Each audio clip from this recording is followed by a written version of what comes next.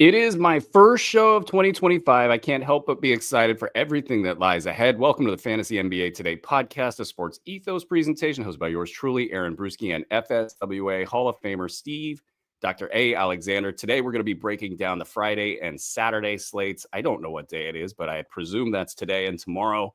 Big news all over the place this past week. We got Jaden Ivey maybe out for the season. Who knows? We're trying to get some clarity there. I don't think this is big news, but it's kind of big news for me. Justin Champagnie, he continues to be intriguing. Zion's practicing. Austin Reeves is going to be a hell of a buy low. Keon Ellis back on the radar. Joel Embiid heating up. Kawhi Leonard back. And then Jimmy Butler doing Jimmy Butler stuff. And before we talk about all that, let's talk about our sponsor. BetOnline continues to be the world's most trusted betting platform, your number one source for online betting. From the earliest odds to in-game live betting, BetOnline provides you with all the action and the ability to watch the games as they happen, with the largest selection of odds on everything from football to NBA, college basketball, NHL, and UFC. Head to the BetOnline website today, and don't forget to use the promo code BLEAV for your welcome bonus on your first deposit. BetOnline, the game starts here. All right. Doc, how have you been? Happy New Year. I feel like, Happy New Year. And I feel like today's the day where I'm going to figure out what day it is for the first time in like 2 or 3 weeks. It feels like a Friday, right? We're here doing the show. We know tomorrow is Saturday and the next day is Sunday, and there's not any holidays that are going to jack us all up. Yeah, I have a 5-year-old that's not been in school for 2 weeks, and he might appear at any point in time. What we have to do is this long, drawn out kind of a scene where I pretend I'm leaving to go to the office, and that keeps him from running over here and knocking on the door. Yeah, us parents of toddlers that have been going through the last couple of weeks, we are ready for school to start. I love you, son. I really do. I absolutely love you. When you're watching this many years down the road, just know that I love you. Okay. Well, good to see you, Doc. Your voice sounds wonderful. Hey, speaking of your office, I too have an office. And how many employees do we have in our office? It's just us, right? Yes, sir. Well, yeah, we'll go with yes. I was at Johnny B's watching Arizona State, like my life depended on it. And people are like, "Why do you care about this game, dude?" I got them in my office pool, and they're like, "Your office pool? Like, are you playing by yourself?" And I was like, "No, I'm in somebody else's office pool." But yeah, they just thought it was hilarious that I claimed to be in an office pool when they know I don't really do anything. I smell sitcom. I think Johnny B's is gonna, they need to make a show about Johnny B's, and a couple people, at NBC. You could go pitch that. So, Andre also brings up a good point. Why in the hell would your son watch this years from now? This is a very good point. It's probably just to get ammo to make fun of me. All right, let's go into Friday's action. We got a lot to cover here, and we're going to start with Charlotte at Detroit. For the Charlotte side, we got leading all-star vote getter among guards in the East, LaMelo Ball, questionable left ankle, right wrist, desire to play basketball. I don't know. Brandon Miller, questionable left ankle. Cody Martin, questionable left knee. Mark Williams is a top 75 player since returning in his 18 minutes per game. Nick Richards is all the way off the radar. He's down to top 250 on the season. That's a crazy drop right there. Who are you trying to buy into right now on the Charlotte side? Miles Bridges, he's a top 85 guy, maybe a buy low, but which just knowing this team is sort of doing Charlotte stuff already, maybe in the tank race, like who of these guys would you be buying into right now? If they're maybe in the tank race, I'd like to see what firmly in the tank race is, because they have 7 wins and 25 losses. The fact that LaMelo Ball is leading all-star voting is a joke to me. Dude doesn't even play. And I've been really pleased with Miles Bridges, especially lately, dude. He's playing good, and I'm kind of finally all bought in on Mark Williams. As long as he's healthy, I think he's good to go. So you're comfortable if because people are probably rightfully nervous about any of these guys. You're comfortable telling folks use some of that nervous energy that's out there in the market and maybe use it to your advantage and try to get in on these guys. I mean, anything's possible with this team. The one I really don't trust is LaMelo. I don't know why Bridges or Brandon Miller wouldn't play if they're healthy. Of course, Brandon Miller's not healthy right now. Melo's the only one I'm terrified of. And, Man, we've lost a year and a half of Mark Williams. So if I'm Charlotte, even if there's risk involved, I want to see that guy play. yeah, good point. Yeah, and LaMelo, we were just, and all of us like, oh my God, why didn't we draft him? Kind of feeling for the first month of the season, and all right back into it the next month. Here we go again. On the Detroit side, Jaden Ivey out for the season. It felt like heading into the season that there weren't going to be enough basketballs to go around, possibly, or too many players brought in, and that Jaden Ivey might not be just cut loose, and then he's actually cut loose. Now, broken fibula. This obviously changes a ton in Detroit, and I'm guessing you guys covered this on last night's show or even prior shows. So he's out. Fintecchio, he's out, but not a big deal. Just a few minutes there. I have a bigger question, but what's your immediate takeaway from this situation? The minute the news hit, what was your first thought? My first thought was Malik Beasley, but he can't do any more than he's already done. Like his role is not going to change off the bench. I think this is all about Ausaire Thompson. And I've said all year, like, I'm not messing with Ausaire Thompson because I don't trust him to get enough minutes. Well, he's had long enough to recover from the blood clots. And now Jaden Ivey's gone. I think it's Ausaire Thompson's season. There's a big window for him, or a big ramp for him to walk up in, and like there's going to be a need for quality minutes at this point. They don't have a lot of depth there that can step into it. They've already got Tim Hardaway playing a ton, as you mentioned, Malik Beasley playing at sort of a peak level right now. So the numbers are bad for Ausar. He's a top 300 guy on the season, and the numbers just aren't jumping off the page.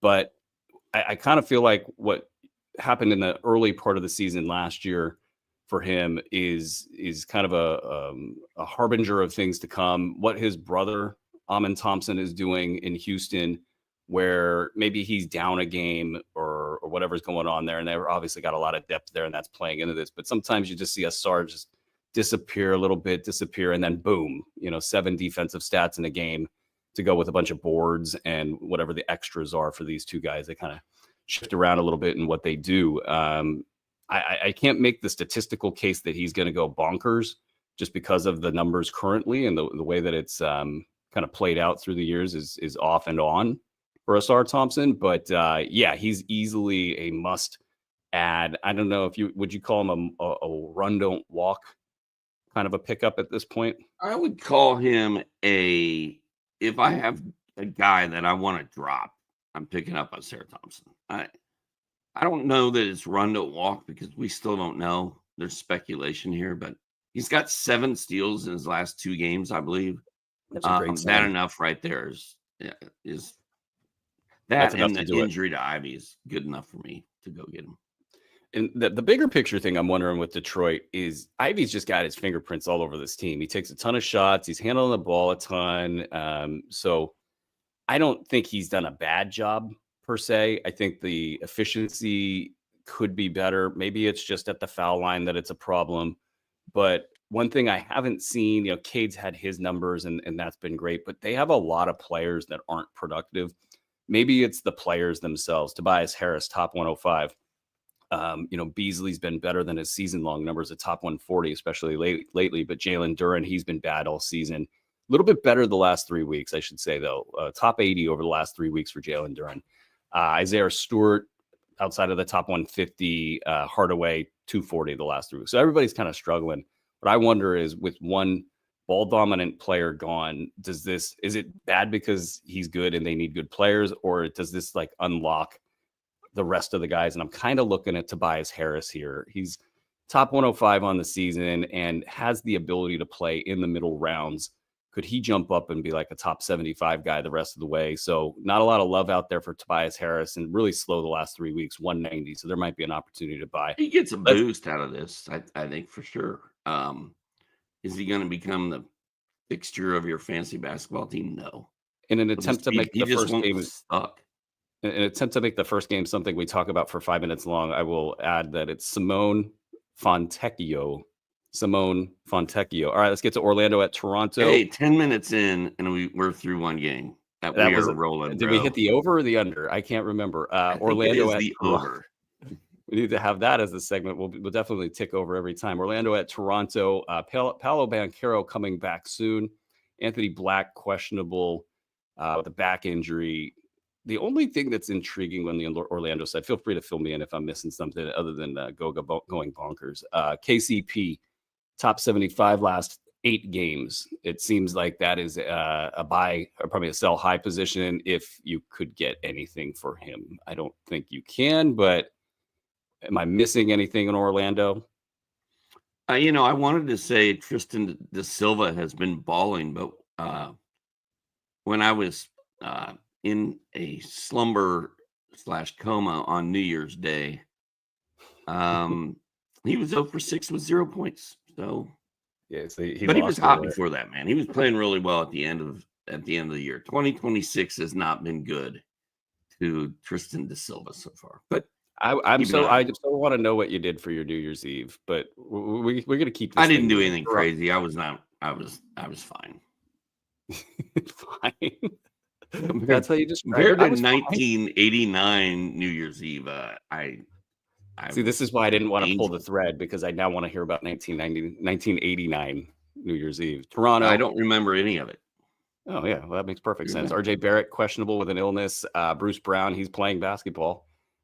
Things kind of almost looking like they're unraveling a little bit. I didn't see a lot of questions about the team and the coach and, just all of that as they were playing through the first couple of months, but it feels like that stuff has picked up a little bit. Quickly, he was real good in his return. A top 7 line in his first game back, 21 points, 3 triples, 4 boards, 15 assists, just 1 turnover. Obviously, that's a weird first game back. Kelly Olynyk has become waiver wire fodder. Feel free to correct me if I'm wrong there. Top 240 in his 8 games. Ochai Agbaji, top 250. So he's been thrown off completely. If there's one question we come out of this team segment talking about, what are we doing with Scotty Barnes? Like, he's like all over the place. He's playing through injury, and then he'll get a big game. Ochai Agbaji. I've seen Twitter fodder about Scotty Barnes. Like, everybody was right. He's not a leader. He's not a team player. He's not this. He's not that. Like, these Toronto people are kind of bashing Scotty Barnes. But, I mean, his teammates are a little shaky. I don't trust. I think we probably just saw Emmanuel Quickly's, like, maybe his best game of the season in that first game back. So he's the new shiny object. I'm still just rolling along with Scotty Barnes, except, I mean, Toronto's 8-26. So if Scotty Barnes gets injured, they're just going to shut him down. But I don't know. I've got Scotty Barnes. I haven't thought, oh my God, I need to move Scotty Barnes. But maybe I need to start thinking that. I don't know what you can do with Scotty Barnes other than if you want to buy into him, you can. Because I think that's the only direction that the market's kind of looking with this thing. We still consider, I'm going to say we here, do we still consider him an early round play, like a lockdown early round play, even though he's been a top 75 guy much of the year? You mean the rest of this year or next year? Of this year, yeah, the rest of this year. Say when he's on the floor. I mean, yeah, I think he is. I still think he is. I mean, him and Cade Cunningham, like walking doubles, or at least potentially. Yeah, Scotty's still a great player. He's just not really living up to the hype right now.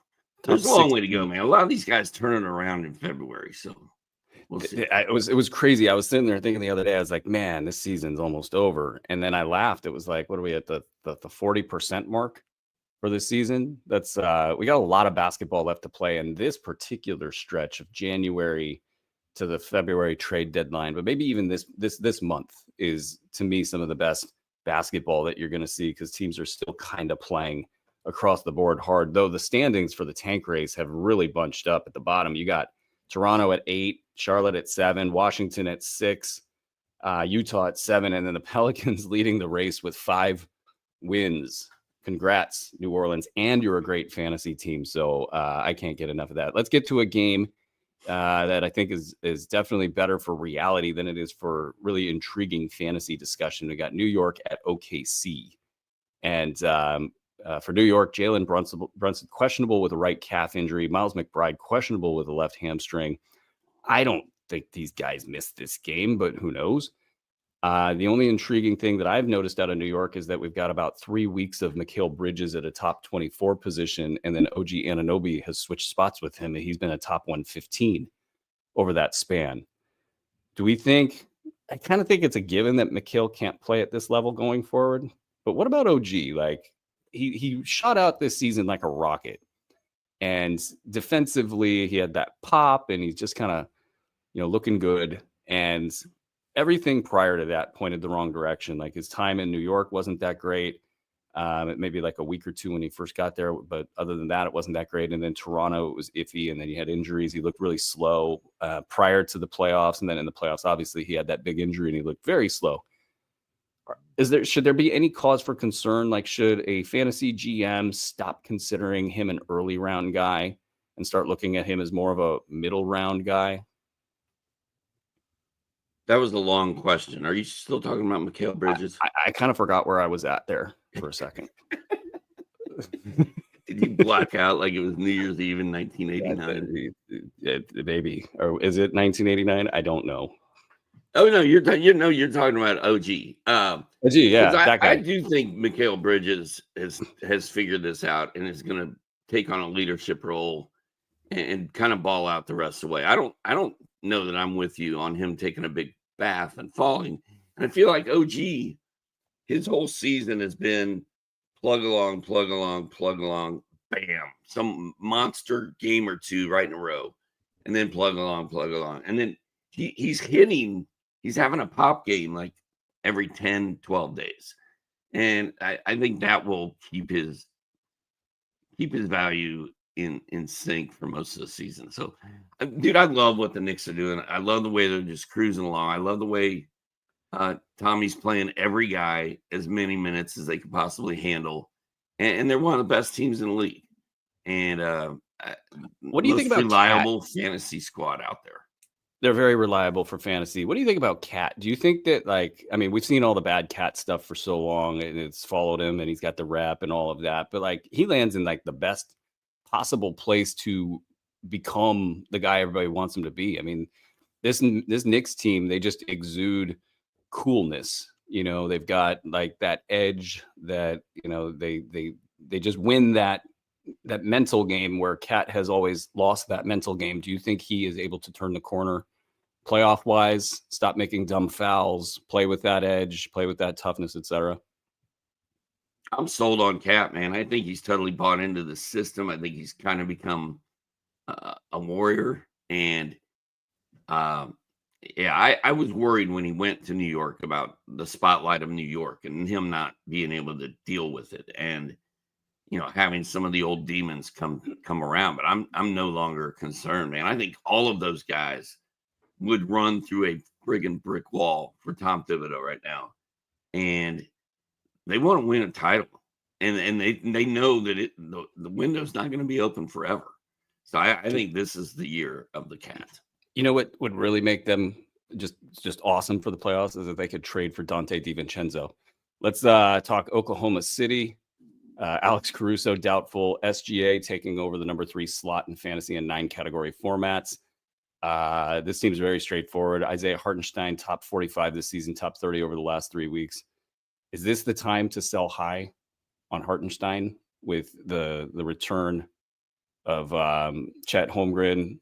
Some many weeks off. Is this the time to get ahead of the curve, or just keep going, keep counting your money? It's probably time to move him because it shouldn't get any better than this. But honestly, it hasn't been that great. I'm not sure what you're gonna trade him for. It's been flirting with double doubles every night, but he doesn't have any scoring pop. Doesn't steal the ball. I guess Hartenstein's been pretty dang good. He's just quiet, man. He flies under the radar. So yeah, it might be time to move, because I looked at his numbers and they're better than I thought they would be when I pulled. He's up an under the radar guy. He He is does an under the exactly radar guy. that. Speaking of under the radar guys, I'm about to put Alex Caruso under my house. It's first so windy 48 in North starring Georgia right now. Doc My and house Alex could Caruso. blow away like Wizard of Oz hurricane style. I wouldn't mind right now if it landed on top of Alex Caruso and his red shoes were sticking out from under it. I'm cutting him. goodness. I'm done. I can't do this anymore. You can't do it. Oh boy.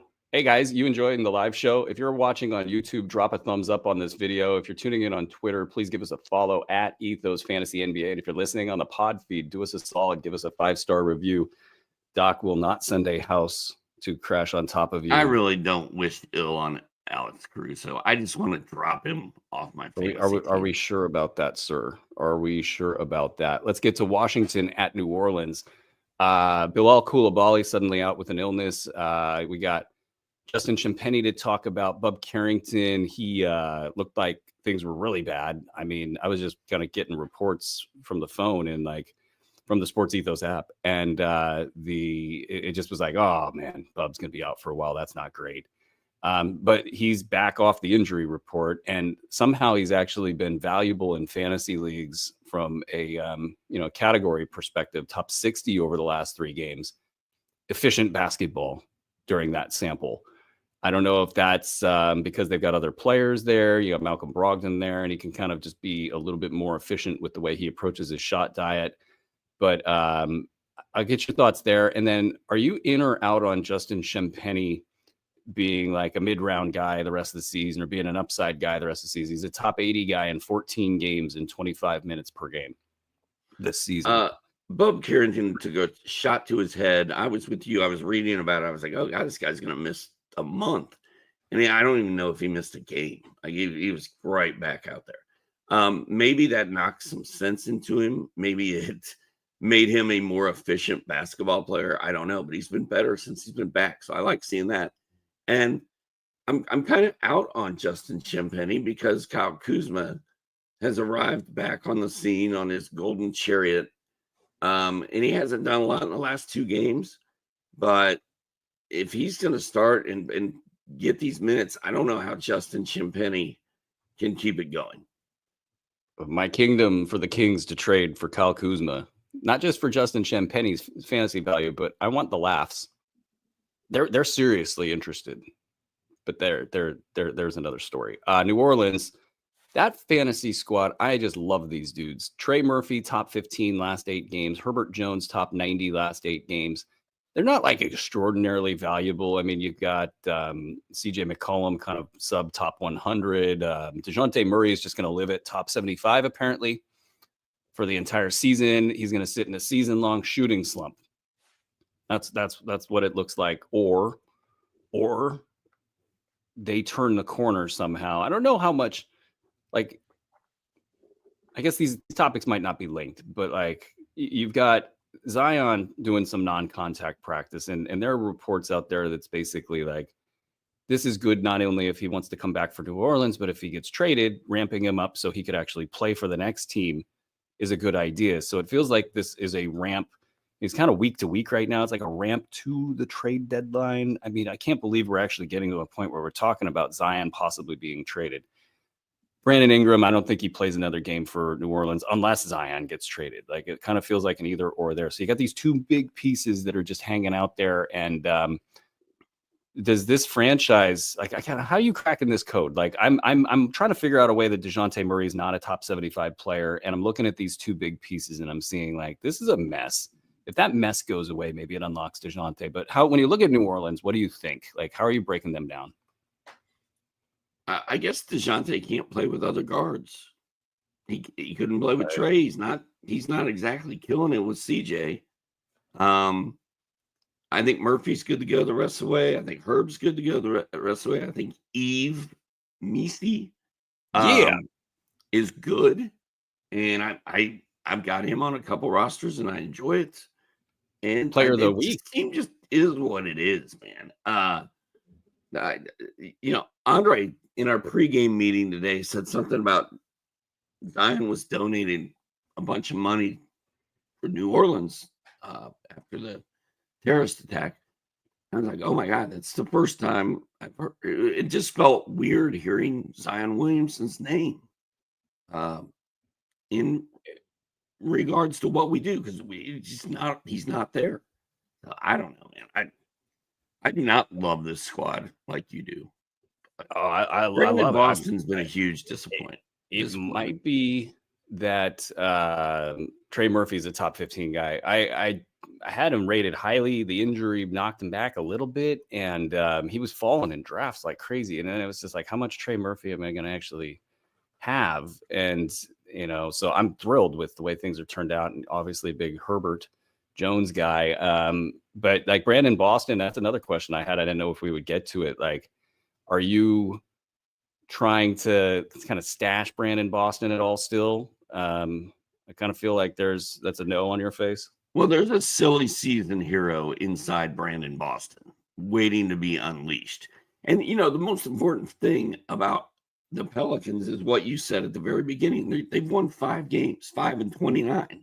Like, they're in the lead for the tank for Cooper Flag. And doesn't that make it easier to turn the page? Yeah, I would think so. I kind of think you get out of the Zion business and you get out of the Brandon Ingram business and get whatever you can for these guys. Yeah. And the article I was reading was, this is great. The article on the internet that does not have a name or a source. I'm going to speak about it as if it's important here. But like one executive being quoted says, I'd do something stupid to get Zion. Like it's like we all know he has these problems. We all know that he's an injury guy. That guy would literally be doing something stupid. Yeah. Like that's like, okay, but what regardless of what it is, it would be stupid. It'll be stupid. Yeah. But that's the kind of talent. I mean, you don't see good talent become available very often. And so, I mean, this is a guy that's unstoppable when he's on the floor and healthy, theoretically. So anyway, it's an interesting time for New Orleans. I think they've got a lot that they can do. They could pivot this into Cooper Flag somehow, possibly. Let's get through some games here. Boston at Houston. So we're going to be scraping the bottom of the barrel for a couple of these games here. Boston, Kristaps Porzingis, questionable left ankle. Jaylen Brown, questionable right shoulder. Al Horford out on the back-to-back. On the Houston side, Amen Thompson suspended for this one. This would be a great game to watch with him in it, just, locking down some of the Boston super scorers. And Tari Eason doubtful. That's its own little spicy meatball. That situation, I'll get your comment on it. And I guess with him doubtful, with him not playing, if you had to gamble on a play for one game in a streaming situation, Cam Whitmore or Dylan Brooks. Cam had a good one in the last one. Dylan Brooks has been good lately. Which one would you gamble on? You're Cam Whitmore. 18 points, 3 triples, 3 boards, 1 steal in his last game. Both are kind of top 80 kind of producers lately. Tari Eason, how scared are you about the foot? I don't think about Tari Eason anymore. I moved on long ago. I love it. I mean, he can't stay healthy. He can't stay on the court. He's got Amen Thompson to deal with. He's got Cam Whitmore. He's got Dylan Brooks. I love Tari Eason. Like when he was playing, he was playing well. And I was like, oh, go pick up Tari Eason everywhere. And then it's just all backfired as usual. So if he comes back and starts playing well and I can get him in a league, I'll do it. But I'm not like, ooh, I better go stash Tari Eason before it's too late. I think the only thing I could think of for the Boston side is there was that window of opportunity to buy Peyton Pritchard about a week ago. He had been struggling, and I hope somebody out there was able to do that because he's been good ever since. The next game on the docket is Cleveland at Dallas. Cleveland, Isaac Okoro out, Sam Merrill doubtful, Dean Wade been a top 85 guy over the last 7 games. Really, I mean, I guess my question is, would you have the stones to play Dean Wade in a situation where it matters? He's getting you about a steal, a block, and almost 2 threes a game over the last 7. You got the same guys out. Do you think that he's got one more in him? I mean, maybe. maybe. I told you DFS. we're scraping the bottom of the barrel here. If he's super cheap in DFS, and that's all the money I have left, and I love the rest of my lineup, I would do it. Okay, but I did preface that we're scraping the bottom of the barrel because Cleveland. I could tell you that all 4 guys are top 40 guys and better, but you guys already know that. Dallas, PJ Washington, questionable right knee strain. Derek Lively just got back on the floor. He got 4 blocks, a steal, and 6 assists in that game. So shout out Derek Lively. Najee Marshall suspended for 1 more game for the hilarious Nurk incident. That guy attracts a lot of fights. Maxi Kleber, questionable. So I'm going kind of down roster with this. You got Spencer Dinwiddie, and he's been a top 110 value over the last 4 games. Quentin Grimes, a top 130 value. Klay Thompson's been quiet over his last 3. He's shooting just 40%, but he's top 120 on the season. So he's kind of been a late round guy. Who out of those 3 are you? Oh boy, 3. That's washed. I think I heard there was a barking spider in the office here. Dinwiddie is rostered in 11% of ESPN leagues. That's crazy. That means like at least 60% of leagues are not playing it out. No, they're small leagues, and people are like, that's fair. Dinwiddie should be. If you can get Dinwiddie, you should get him because Luka is gone for another three weeks. How do you rank these 3 players? Which 3? Klay, Dinwiddie, Quentin Grimes, and Klay Thompson in a 1-game shot against Cleveland. Just a 1-game window. Let's go 1-game window because when Marshall comes back, it kind of crowds it a tiny bit. And then PJ Washington, if he doesn't play in this one, you're going to you have a situation here where you got 3 guys that have wide open spaces here to do something. Which one? Dinwiddie, Klay, then Grimes. Dinwiddie, Klay, and then Grimes. Okay, it's a tight race. I wanted to mention Gafford, since we have covered him a little bit. I had him ranked pretty high. I think probably a few of our listeners have him on squads. The question was, why is he struggling? And the blocks.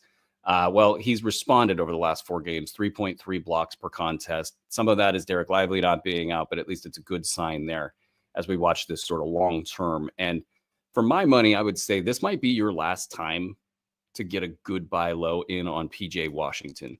We've seen what he's done without Luka in the past. It's been bumpy, time off with, this fight stuff and his own injury stuff.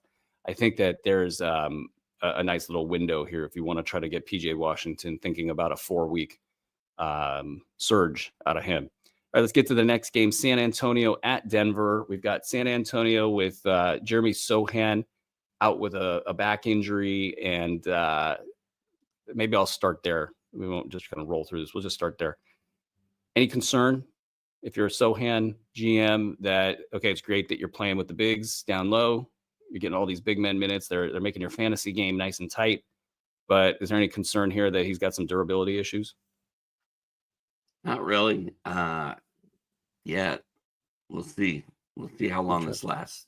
But no, I'm not going to blame it on the position he's playing either. I mean, guys have back flare-ups all the time. So hopefully that's all it is. But I don't know. Okay. Harrison Barnes, a top 110 value over the last 3 games with 27 minutes per game. I know. It's just, he's scoring. He's doing Harrison Barnes stuff. If you're desperate, take Doc's ringing endorsement and go get Harrison Barnes. Devin Vassell has been a top 150 guy over the last 3 weeks. He's doing it in 31 minutes. Okay, so that's the bad news, right? His shooting's still bad over the last 3 games, but his numbers have popped up. Do you think this is a sign that Vassell is heading back to the middle rounds? Or is it just too messy and folks should maybe stay away a little bit? I like Vassell. I'm keeping Devin Vassell. If I have him, and I would trade for him. I mean, I don't know what I would trade for him, but I like Vassell. I want him on my team. Julian Champagne's leveled out as a top 150 play over the last 3 weeks in his 23 minutes per game. I know that's not for everybody, but that's enough for me to hold on my end, especially in my 200 player formats and such, I think there's a very good chance that he's back to the top 100 or better within, say, about 1 or 2 weeks. So that's my position on that. On the Denver side, mouths to feed, man. You might be right, but I've got my faith, and I'm going to hang on to it. Aaron Gordon, calf injury, and all of a sudden he's a big question mark. So who would you like better now? And we don't know what the Aaron Gordon situation is going to play out like. Who would you like better now? Like in the next couple of weeks here, Christian Brown or Russell Westbrook? And I can give you the numbers. I want top Westbrook. 70. You want Westbrook flat out. The numbers are this. Brown's a top 75 on the season in 9-cat, top 90 in 8-cat. Westbrook on the season, top 108 cat. So congrats to actually doing a good job, kind of regardless, Mr. Westbrook. Top 130 in 9-cat. Now, over the last 3 weeks, those numbers flip big time. Brown, top 140 or 105 if he's in a 9-cat format. And then for Westbrook, 55 or 80, depending on if it's 8 or 9. But Westbrook has been absolutely the winner here. And it's hard to see this changing. So as much as Christian Brown had that big start and as much as he's very rock solid for what they do in Denver, it feels like somehow Russell Westbrook has reached up into the sky and become valuable once again. Peyton Watson, what's your interest level there? Well, I think everybody was like, ooh, Aaron Gordon's out. I got to go get Peyton Watson. He's going to ball out. But it's been all Russell Westbrook, who feels like Denver figured out, hey, we got a hole left by KCP, and let's put Westbrook in the starting lineup and see what happens. And it's kind of been working out really well for everybody involved. So I'm intrigued by Peyton Watson, but it's as soon as Aaron Gordon comes back, that's over. Jamal Murray's been a top 10 guy over the last 3 weeks. If that's not a sell high, I don't know what is. Memphis at Sacramento. Hey, Brew, yo, real quick, I was doing a thing last night, and I noticed that Julian Champagny is owned in 5% of ESPN leagues, and Justin is rostered in 10%. Both of those numbers are really low, but I find it interesting that Justin is twice as rostered as Julian. I bet that's a topic of conversation around the dinner table for those guys. I am the third Champagny brother. I'm pro Champagny. I'm team Champagny. Give me all the Champagny that you can get. And okay, are you going to talk about the Kings for 15 minutes now? What's the over-under on this? We'll go over-under 6 minutes for this game. But it's hard because it's my very own Jay Huff Bowl. Like the Jay Huff Bowl is upon us. I've told Monty McNair to go out and get Jay Huff. He's totally taking my advice seriously. But that, I did the same thing with old Rashawn Holmes, and then that happened. I mean, it's not uncommon for a minority owner of the Sacramento Kings to jump into the DMs every once in a while, but that's another story. Jay Huff, he's off the injury reports. He's back in the games. He's not really a big story here, though. He does have a clear path with Zach Edey, questionable with concussion. Santi Aldama, he's out for a bit with an ankle injury. John Morant out. Marcus Smart out. It's starting to look like the Grizzlies of old. I believe we're at the 1 minute mark here. Jake LaRavia, questionable. Brandon Clark, questionable. Jackson off the injury report. It's just a lot of red crosses in the Memphis. I think people get PTSD with that. On the Memphis side, Scottie Pippen, I think he's a clear pickup in the short term at minimum here. Desmond Bane is, to me, the juicy question. Like, top 25 guy over the last 9 games, shooting 52%. Do you think this is a sign of things to come, or is this too rich? Like, okay, it's top 25, great. You're shooting 52%, great, but you can't keep doing it. Which side of the line do you think you're on there? I don't think he's going to be top 25 the rest of the way, but he's going to be close. And he's fully healthy for the first time in a long time. Long time. So I'm good with Desmond Bane. I think I loved him last year and he got hurt. So and he just took him a while to get going this season. And I'm with you. I think Scottie Pippen is about to start having some pop here because he hasn't been as great as we thought he would be with John Morant out. But that doesn't mean it's going to stay that way. He's been a late round guy over the last 6 games, 23 minutes per game. And some of that had jaw in it, but it's time for Scottie Pippen. He's a producer and he's going to produce. And it's good that he's got this window here because he's going to produce. And it's either going to be a little or it's going to be a lot. I don't want to say a lot, but a little or a lot. John Conchar, thank you very much, averaging 10 boards a game over the last 3 games with over a steal and a block and 28% shooting. So if you're in a deep league or in a DFS format, I mean, we've seen him do this in the past. Jay Huff top 200 in the last 3 games. Okay, on the Sacramento side, Sacramento Kings rookie Davin Carter, the number 13 overall pick in the NBA draft, available to make his season debut tonight against the Memphis Grizzlies, and his father, assistant coach Anthony Carter. All right, this is fresh news. It's fresh meat on the bone in Sac, and they are trying to make this happen, and it's the front office really pushing this. They gotta get a win in the worst way. So does this also put Keon Ellis back? He had a top 20 line in the last game with 9 points, 3 triples, 2 assists, 4 steals, 2 blocks, and 0 turnovers, and probably single-handedly saved the Kings season. But what do I know? Fox starting to make his move, being kind of a top 15 play over the last 8 games. Monk settling back into a top 90. DeMar top 160 over the last 8 games. Keegan Murray's doubtful with an ankle issue. And this is where kind of knowing how the reporting game works is nice. And I wish I had made a couple phone calls because we've been big on Keegan Murray here. But James Ham of the Kings Insiders of the ESPN 1320 here reported at the back end of a podcast that was largely about the drama that Keegan's had an ankle issue all year.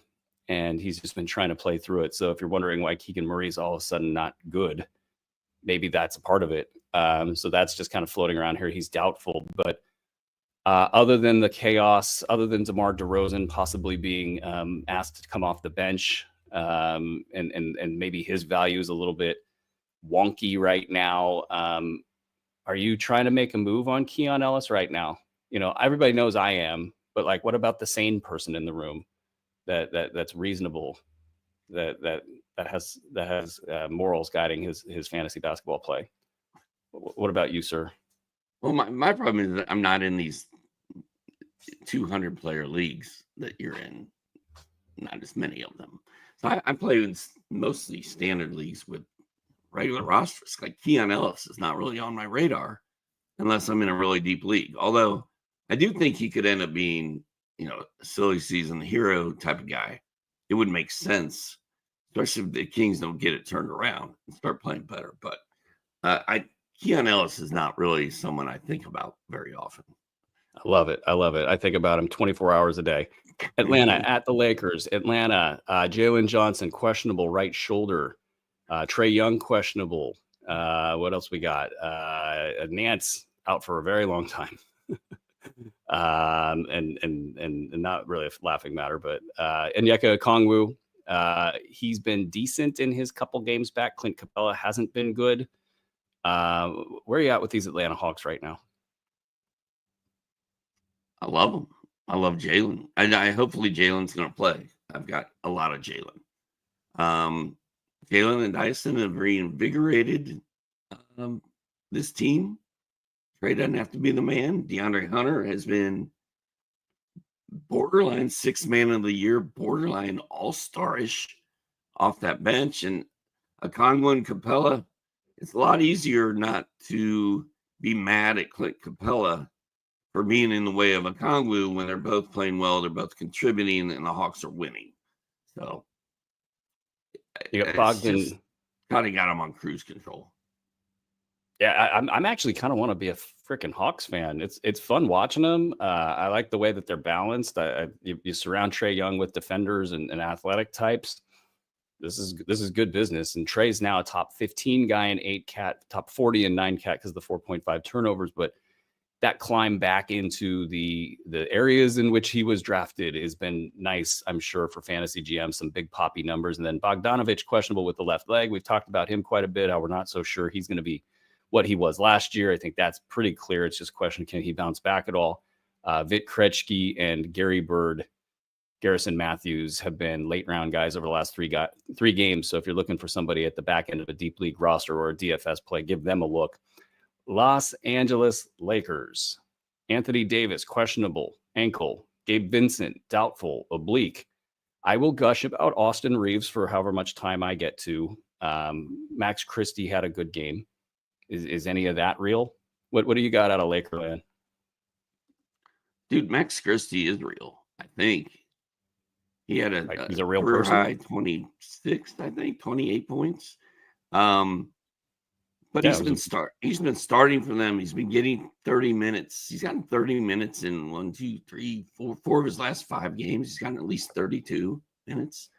And the Lakers need a spark. Like that game that Max Christie had was big. I think Max Christie should be picked up right now. Just kind of just do it, and then if it works, like, great. If not, you just move on, kind of a pickup, or do you think there's a little bit more? I mean, there's just potential there. And all the minutes he's getting, he has to do something with them. And yeah, Anthony Davis was out when he had that big game last night, but shouldn't matter. He's a guard, right? 6'5". It makes sense with D'Angelo Russell now gone, and look, he's got some level of talent, wherever you want to assign his level of talent, but he's a young athletic player, and that, I think, mixes well with everything else they got going on in Lakerland. As far as Austin Reeves goes, after he fell and he was missing games, his shot was not falling. We were kind of shouting, or at least I was, and I'll speak for myself here, to get Austin Reeves. He's been a top 30, 40 player over the last 3 weeks. So, and I don't think folks have really caught on to that. I know the numbers have been big, but I think maybe people still sort of, shove him off into the corner. He's not an early round guy, Austin Reeves. You might actually still have some chance to buy, not low, but buy before people have really figured that part out. Playing great. And that's the upside piece of, if you have guys that are missing time, whether it's LeBron or Anthony Davis, he just grabs that usage and he goes with it. We got the Saturday slate to go. Dude, but it is so windy here that I'm waiting for a tree to fall on my house. And it's going to be karma. It's Alex Caruso karma. I was going to say, I'm going to get killed by a falling tree. Because my house is in the middle of a doesn't forest, Wizard of Oz trees take place in Oklahoma? I'm a little nervous right now. You tend to all right, let's go on. Wicked Witch of the West. Austin Reeves, real quick. Maybe it's a buy low moment, but he's just been going nuts for weeks. And even if somebody has him on their team and hasn't noticed how good he's been, before they trade him, they're going to look at his game log and be like, I'm not trading this guy. He's almost a triple-double every night. But maybe they think it's because the guys are gone. He's just stepping into some random dream. The one thing about Austin Reeves that I don't think people understand at large is, like, he is quick and he gets into the paint, and that provides that team, especially, they don't have a ton of quickness to get into the paint, and he's one of those guys who can do that for them, and that opens everything up. I mean, he can do it against one-on-one coverage, kind of name your defender sort of a deal, and he can get in there. So that's really a big deal. Okay, before we move into the Saturday games, guys, if I'll let you guys know about what we're doing here at Sports Ethos. The main thing we want to do here is keep adding value for our subscribers, and then also for our listeners and followers on the news feeds, tools, and shows, and all the stuff that we put out for free. We want to keep creating opportunities to employ more people within the industry. So if you guys want to support us, it's easy. Go to sportsethos.com. Check us out. Consider subscribing to one of our products.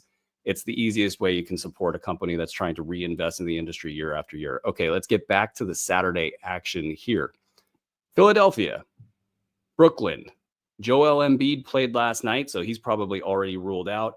Maxey, he's been a first-round play on the season. George, still a top 75 guy. Kelly Oubre, questionable left hand sprain. Caleb Martin's been a late-round guy over the last 2 weeks, so he's naturally somebody who would fit in there. Dancing Bear, top 100 guy over the last 8 games. Andre Drummond, questionable, but it would seem as if it's his turn tonight. Am I missing anything on Philly? Like, how's the Joel Embiid resurgence treating you over there? He's been a top 10 guy over the last 2 weeks. Are you hopping on the bandwagon? It doesn't affect my life at all. In any way. All right. Brooklyn. But Sean Yamasile, I'm digging him. And I think even with Joel Embiid healthy and the fact that he's still being productive and putting up numbers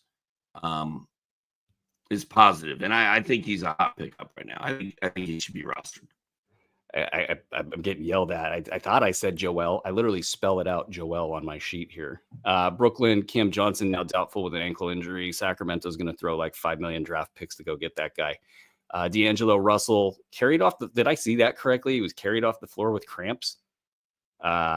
Maybe I was in a fever dream. I don't know. Noah Clowney questionable. Ben Simmons probable. Cam Thomas is back, so I'm sure you're thrilled about that. But like, let's play a game of do you feel lucky? Zaire Williams, top 120 in his last game. Day'Ron Sharp, top 130 over the last 4 games. Claxton, top 150 over the last 4 games. Keon Johnson, top 180 over the last 4 games. Clowney, top 220. Simmons, top 240. Which out of those players, who's the guy outside of sure, D'Angelo Russell, if he's fine, which it kind of seems like he might be. We know Cam and D'Angelo Russell are kind of locked into fantasy value, so to speak. Which of the other guys? What's the one you're interested in, if any? I'm always intrigued by Clowney. I think D'Angelo Russell is must roster at this point.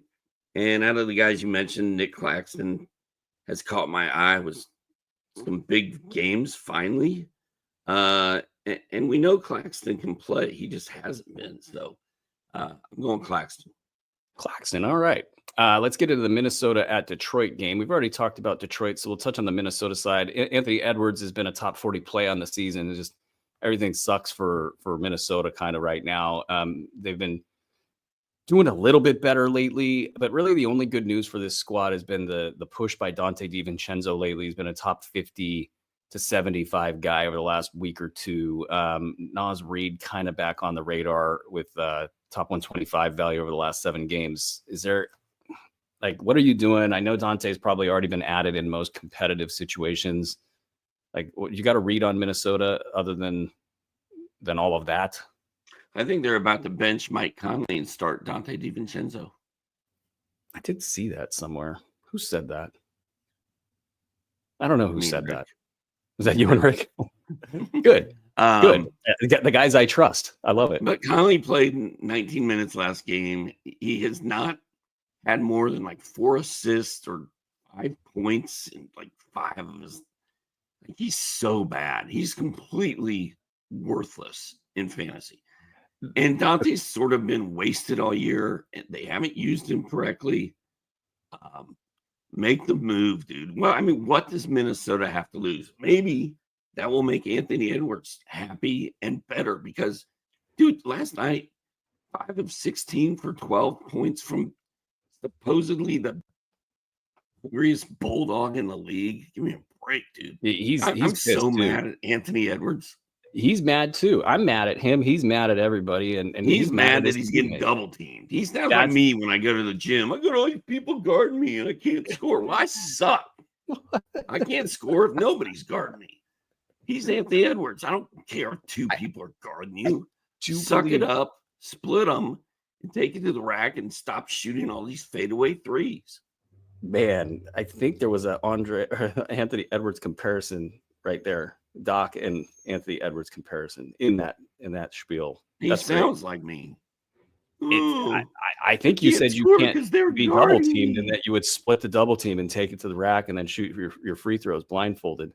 No, I will stand out there and fade away from the defense beyond the arc and just pray it goes in, which is what he's doing. But he's got a few more tools than I have, bro. He should not be fading away and shooting over double teams. I think he's fading away because Rudy Gobert is on the floor. And that was a topic of discussion on the TNT show, which I know a lot of people care too much about what they think about basketball. Maybe that's a little loaded statement, but like that at least gets it into the discourse that I think he's sick of playing in this offensive configuration. And that I'll leave it at that. Phoenix at Indy, Bradley Beal questionable, Grayson Allen questionable with some shoulder soreness. Nurk suspended for this game. Royce O'Neal out for a bit with his ankle injury. Ryan Dunn's got a little top 50 stretch over the last 3 games with 4.7 combined 3 steals and blocks. Mason Plumlee, he's been on a little bit of a run here.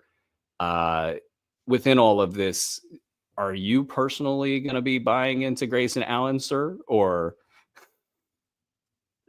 we should probably just rename this podcast to Keon Ellis, Grayson Allen, and Dante DiVincenzo. I'm good with it. Andre, are you good with it? Are you good with that? That and actually pacing of sounds this show? pretty good to me, Doc. That sounds like a I'm gonna real take that nice I'm gonna take idea. that as a no. I'm gonna take that as a no. If you have a blazing Phoenix take, you let me know. But I'll get to the Indiana side. Yeah, I'm not. I can't talk about Grayson Allen anymore, and I'm also moving on from Royce O'Neal now that he's hurt. Well, what have you done lately for me, kind of a guy? Indiana, Tyrese Halliburton, top 20 on the season, top 10 over the last 4 games. So he keeps getting better and better. That buy low from earlier in the year keeps looking better and better. Andrew Nemhard fell kind of back to earth a little bit, 39% over the last 4 games shooting. So he's not where he was a few games ago. Benedict Mathurin really, really falling. Obi Toppin, he got hurt, and that just knocked him off of any productivity. McConnell, really bad. Anything in Indy that's caught your eye lately? No, it's just nice to see Tyrese back. He had a huge game last night. He was my magic man on the show. And he's still going to have the dud occasionally, but at least they're coming one at a time now instead of in bunches and waves. Nice. Let's get to Utah at Miami. There's all sorts of Miami Jimmy Butler stuff going on. I'm sure you guys covered that in last night's show. I'm sure you guys were very complimentary of the great Jimmy Butler. Utah, though, John Collins questionable. It's actually kind of a quiet injury report, at least so far. Colin Sexton, top 55 over the last 6 games. Markkanen top 65 over that same span. Clarkson top 90. Kessler top 100. Any thoughts on what to do with the rolling tank that is Utah right now? Well, we've been saying all year, or I've been saying all year, I don't really want to mess with Utah outside of Keontae, and Keontae's been pretty quiet. Jazz have 7 wins. I trust Colin Sexton right now.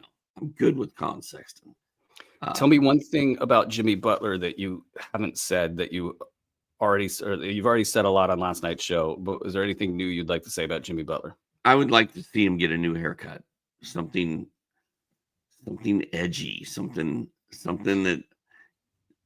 emo, something that we need to see emo Jimmy. We might need to see emo Jimmy. I think emo Jimmy has played his last game for the Heat. I think it's getting the line bad has out been there. Drawn in the sand. And it's funny because it's Pat Riley. If this was any other team, maybe you think, okay, well, Jimmy wins here, but he's not winning against Pat Riley. Well, Pat Riley said he was not going to trade Jimmy, right? And then Jimmy's like, "Well, I want to be traded. I'm officially asking for a trade." And Pat Riley, I haven't heard him say anything. And either Pat Riley's going to load him up and get him out of there before he wrecks the whole team, or Pat Riley may be like, "Guess what, dude? You're not going anywhere. Just sit here. Just sit here in your emo clothing with your blue hair and enjoy watching horrible basketball." Also, Khalil Ware, is it Khalil or Khalil? Whoever the dude that played at center in Indiana had a big game for the Heat, and put him on your radar. Like, he's had 2 good games in a row. And I know if Jimmy gets moved out of there and they really shake things up, Khalil could get some run. So just put him on your radar.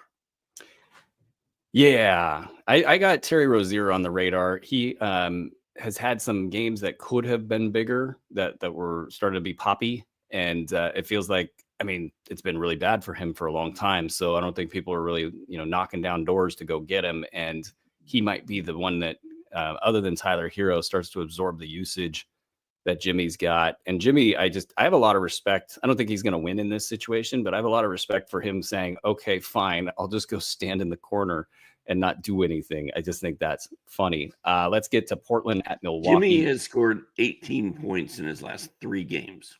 One of those was a 0-point game. Well, there was a couple of those early in the season too. So the milk went sour. It really did. Portland, Jeremy Grant, questionable with a face injury. Ayton now up to top 75 on the season. The backup centers have been bad lately, so that's interesting.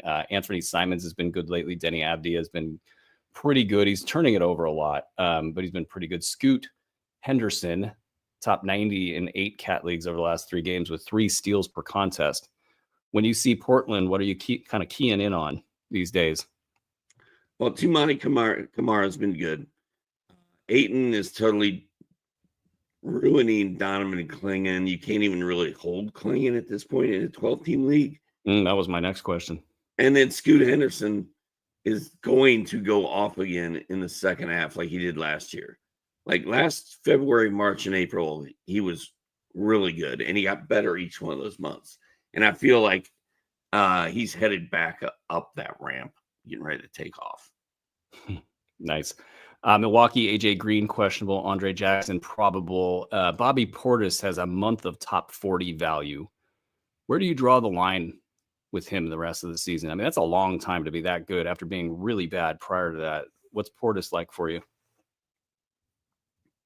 He's must roster. I mean, you've got to. He's always good when Giannis doesn't play. He's always good when Brolo doesn't play.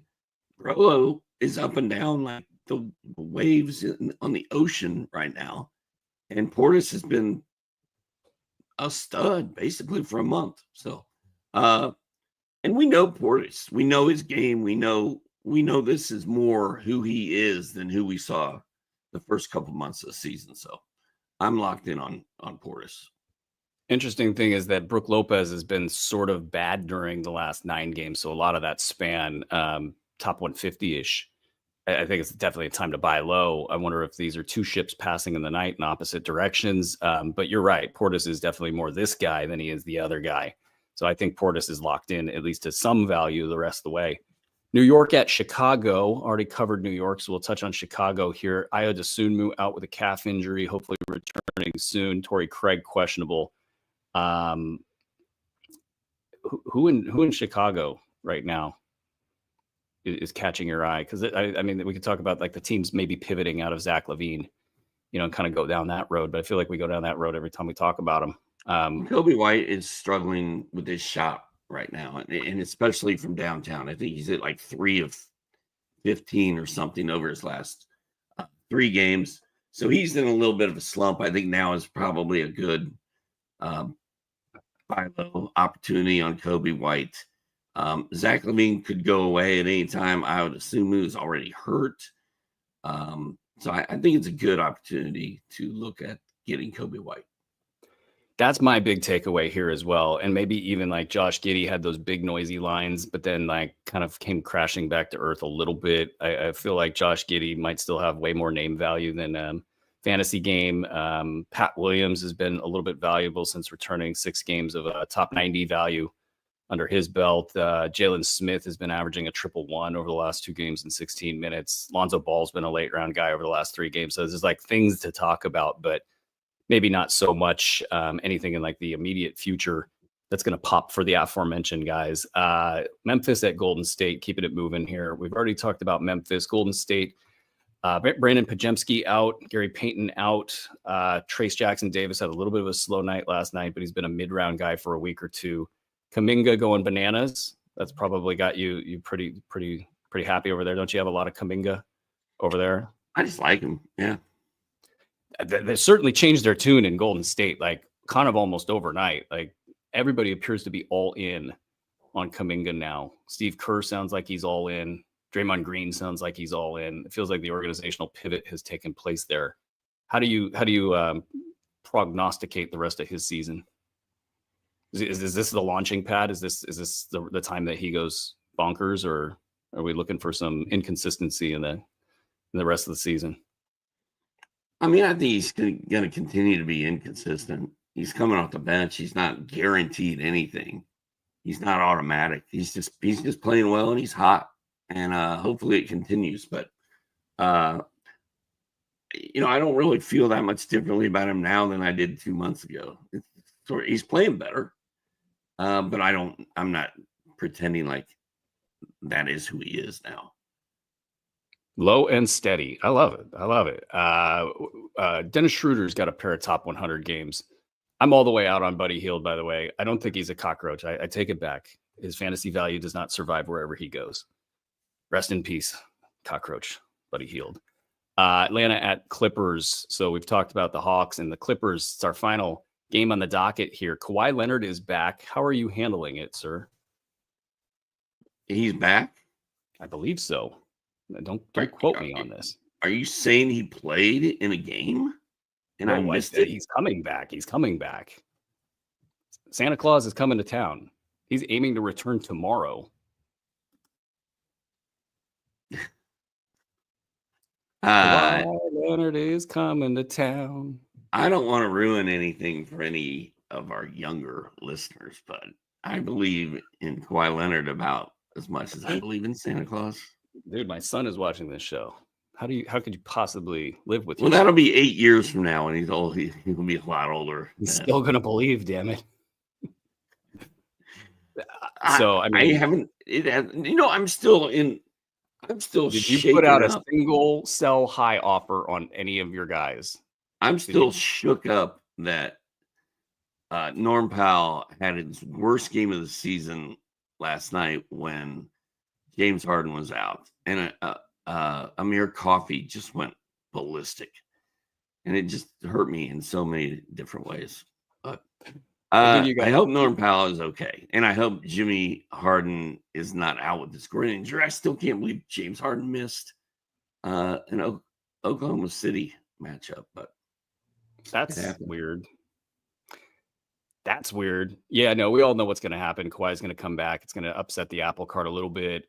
They've dealt with this in LA, so probably maybe not as much friction there as you would imagine with the rotations and everybody getting used to their new roles and such. But you've seen Zubac go off, you've seen Powell go off. It's like they're getting theirs while they can, and that's all good and great. And then we'll see how it goes, and then we'll all kind of watch together. But if you took a chance on Kawhi, whose draft stock was really fascinating in the preseason, I mean, it was kind of starting off in that, okay, he's going to play, but he's a risky guy. So maybe in the 4th, 5th, 6th round kind of a range. And then as the news kept getting worse, he kept falling and falling and falling. And you could get Kawhi Leonard in a competitive high stakes draft in like round 10, round 11, I think. And then he's got to sit on your roster all year. And that's the bad part. Now, well, the good part is here.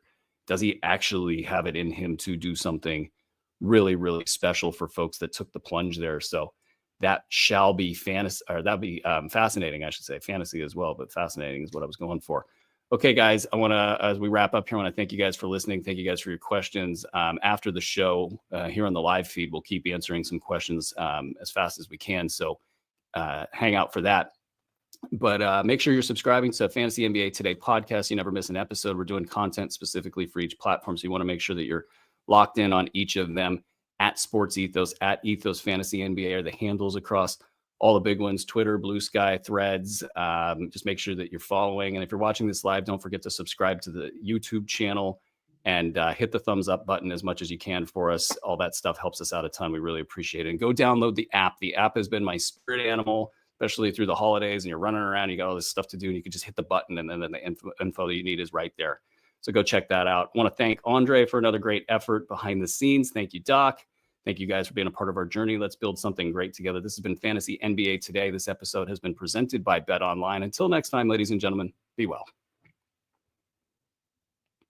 All right. Question time. Funchal the City. Hey, guys, Dinwiddie drop or hold? I got He's hold. Luke is out for 3 more weeks. Yeah, keep rolling. What else we got? Beasley 10. Good morning, Brute and Doc. Was it that obvious that it was morning? Thanks for all the input. Started off the season slow and now currently number 1 in my league. Yeah, that phenomena has been very interesting. This first couple of weeks, I had personally a lot of injury guys. Just, Tyrese. I got stuck in the 7 slot in my drafts like everywhere. And it was just hell. It was like, well, I like Tyrese, but, I don't like him that much.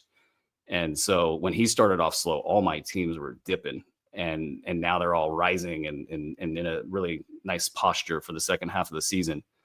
We put the sleep in sleeper. We do. Did you wake up at all during the show? I didn't. Not really. No. Carmody asks, Shingun or Scotty Barnes 9-cat head-to-head. I thought it was funny when we both blacked out at the same time. You gave me that 10-minute OG Anunoby, Mikal Bridges question. It was 1.5 minutes. You got done with it, and I was like, whoa. It was like, when you fall asleep on your school desk and you do the head jerk, I sort of like snapped up. I was like, that was me in every class I ever took, by the way. And it was like, I couldn't stop myself. And the teachers, I felt so bad for them because I was just literally sleeping while they were talking. Sengun or Barnes, dude?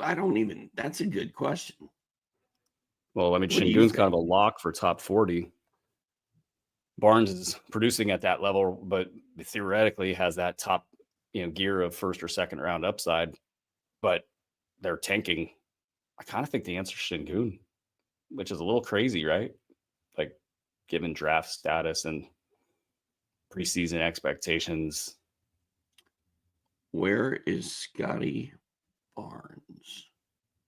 Where are you, Scotty? Why don't I see? And he's hurt too. Like, he's playing through injury. It's like they're kind of trying to establish Scotty Barnes. It's like they're almost doing something stupid by pushing him to play. Yeah. I'll go Sengun here. Houston's good, and they need Sengun to play if they're going to do anything in the playoffs. So. I think if I was redoing the Bruski 150 again, which I will do at the All-Star break, I would have had Scotty a lot lower just based on the injury situation alone. Lewis Reyes asked, should I activate Ball from IR, and how worried should I be doing that? Is this a Lonzo Ball? No, this is a LaMelo Ball. Got it. It's the same answer every time. If he's going to play tonight, you activate him and get him in your lineup. And then you be very worried about him going forward, and you try to get rid of him before he gets hurt again. That's my answer. Daniel Paisley asks, Dylan Brooks a drop in 10-team 9-cat head-to-head once they're at full strength? Yes. I'll go 10 yes. teams. I don't want him. Yep. What else we got? Anything else on screen, or are we going to the chat? Nope, we got Paisley. Is Schroeder worth holding in case he improves in a shallow category league?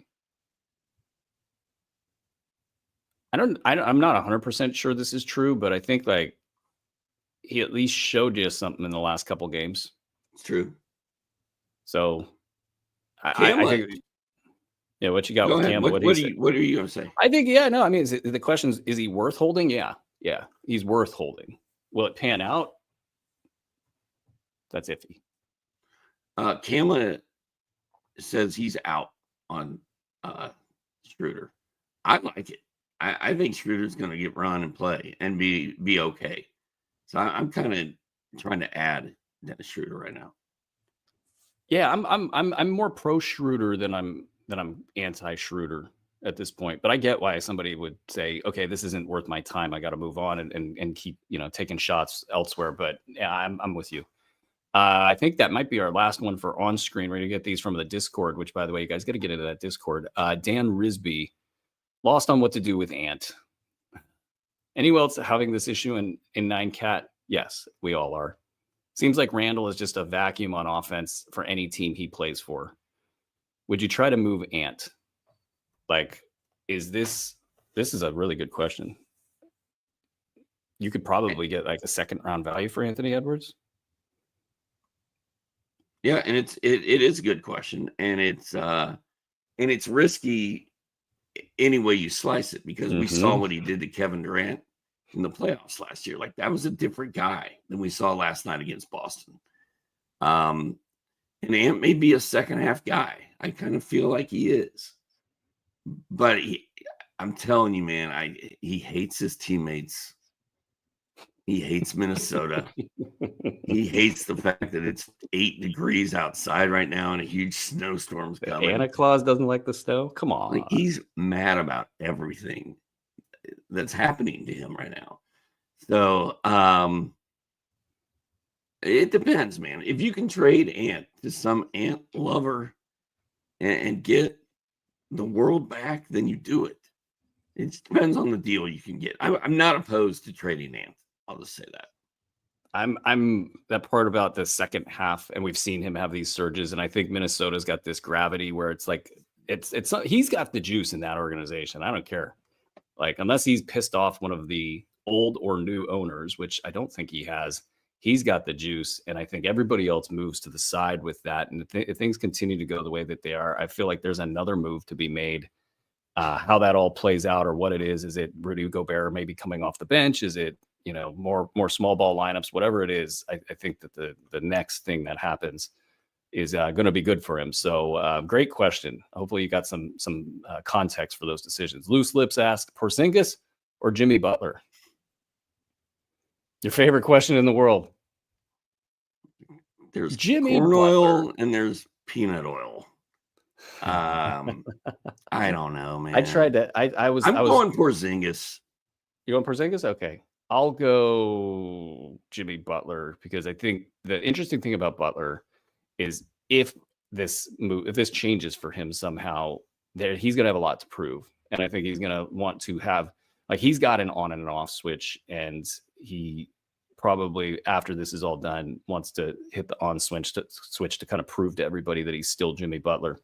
So I'll take the Jimmy Butler side, but it's a great question. And I tried to fit in a corn and peanut oil reference at a dinner the other night, and then I just stopped myself. I was like, that's not going to work. Nobody knows. They'll never know. Don't tell the story, Brew. It's not going to happen. Money Murray. Like the question to General Washington on the Saturday Night Live skit with Nate Bargatze. Sure. What are hot dogs made of? Nobody knows. Nobody knows. Oh, the clean humor. I love it. Larry Launders. Wait, no, we got Money Murray. Money Murray first asks, who should I keep on a points league 12-team, Nurk or Shaden Sharp? I got Sharp. I feel like you should keep both of them, but if I had to pick one, I'd go with the healthy guy, which is Sharp. The guy that the whole league doesn't want to fight is not the one I want. Larry Launders, the dude. I guess Nurk is healthy. He's just suspended. My bad. No, he's pretty dinged up. He's pretty dinged up. But yes, Larry Launders, the dude. Would you accept a trade of Vooch and Dosunmu for Zubac? Vooch and Dosunmu. This is a points league, 12-team head-to-head points. So in a points league, Vooch and Dosunmu for Zubac.